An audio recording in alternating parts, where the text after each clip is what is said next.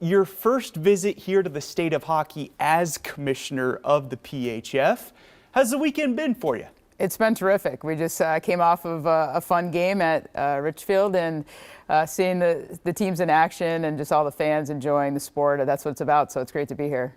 As commissioner of this league and having joined this league last April, how exciting is it from your perspective having a franchise here in the state of hockey? Well, this is where you have to be. It's the heart of hockey, and spent a lot of time here in varying ways with the sport of hockey. So to be able to showcase the women's pro game and just knowing how strong the development leagues are here and the colleges and high school hockey, obviously a big part of the fabric of the community here. So to be able to give something for all those girls to look forward towards and to know that being a pro athlete can be a part of their future. So it's where we want to be, and we want to inspire a lot of young girls to play the sport. I think about the game of women's hockey, especially here in the state of hockey. What are some of the biggest keys, in your opinion, as commissioner of the PHF in growing the game moving forward?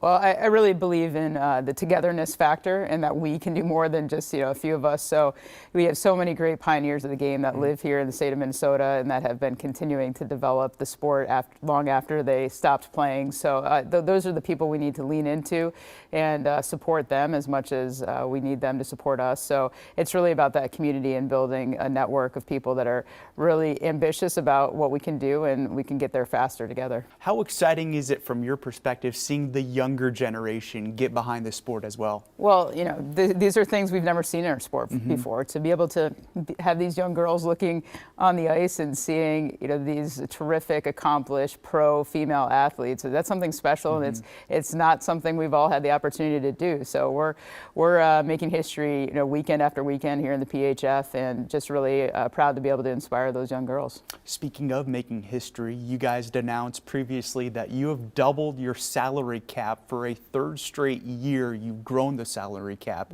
How significant is that for the league moving forward?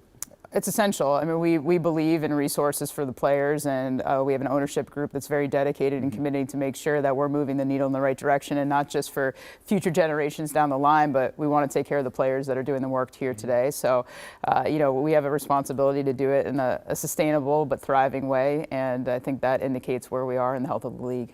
What has the feedback been from players with this news? Well, they're pretty excited, certainly, and to see just the growth in a short amount of time, and just all the people that are working towards making sure the PHF is a great home for women's hockey players at the pro level. That's what we're doing day in, day out. So I think these players recognize all the effort that's going into that, not just financially, but just resources on medical benefits, and just even playing in great arenas like we saw today. So it all matters, and it all contributes to a great experience. I think about growing the game, going hand in hand with the exposure that the league now has. You have deals with ESPN and TSN. How vital is that in growing the game moving forward with your broadcast deals? Yeah, this league has been a trailblazer for a long time, and this is another great example of being able to watch women's hockey, watch the pro game every weekend for an entire season. That also has never been done before. So we know that is really important to growing the game significantly, and to be able to not just reach fans that are in the building and that are more familiar with the league, but to expose it to just across the nations and North America. And we have a lot of international players as well that are able to access those broadcasts. So we know we're making significant strides in that area. Moving forward, you're just under a year as the league's new commissioner. What are some things you would like to accomplish moving forward?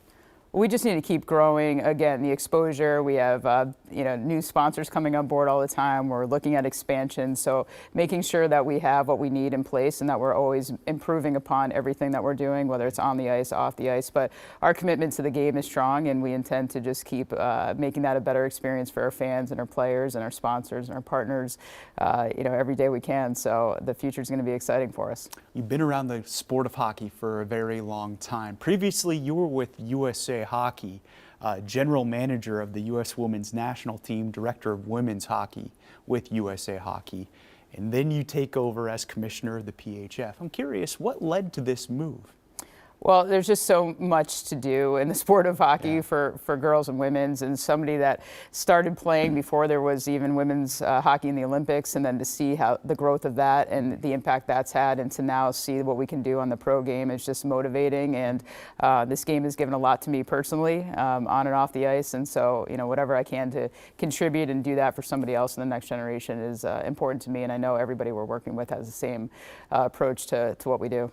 So Reagan, you guys are hitting the stretch run of the season, the exciting time. I mean, all season is exciting, but the postseason right around the corner. How exciting is it from your commissioner's perspective to have a playoff race that's heating up in a good part of the season right around the corner? Yeah, this is a fun time for everybody. The games are always competitive, but it always goes up a few notches here as we get closer to the end of the regular season. And this is a new format for us to really emphasize how competitive that playoff will be for the Isabel Cup. So the top 4 teams will advance, and for sure that will be the best out of 3 and a real battle to see who can advance to that championship game. So we're excited to see how that progresses, but Minnesota's looking pretty strong here, so we'll expect to see them there.